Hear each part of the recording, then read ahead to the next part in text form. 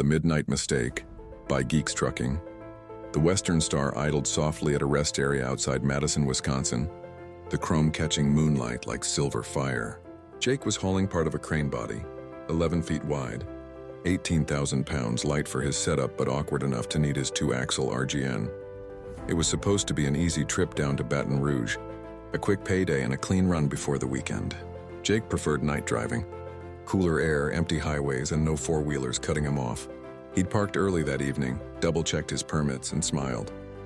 "Authorized for night travel," he muttered, tossing the paperwork onto the dash. Perfect. He set his alarm for midnight, ready to roll through Chicago long before rush hour. But an hour after closing his eyes, something didn't sit right.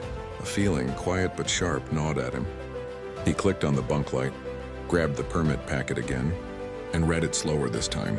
His stomach dropped. The Illinois line didn't say authorized for night travel. It said authorized for night travel with pilot escort. He didn't have a pilot. Jake sat there staring at the page, wide awake now. That one small detail changed everything.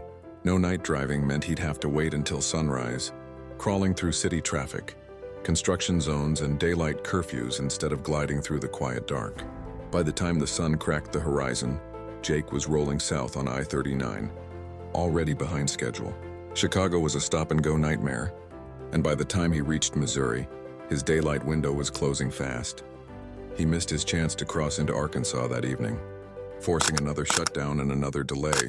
3 days later, parked outside Baton Rouge, Jake looked at the permit that wrecked his week. One line, 8 words. That's all it took. A simple misread between night and day. 18,000 pounds, and the paperwork weighed more than the load. Out here, it ain't always the heavy hauls that break you. Sometimes it is the small ones and the smaller mistakes.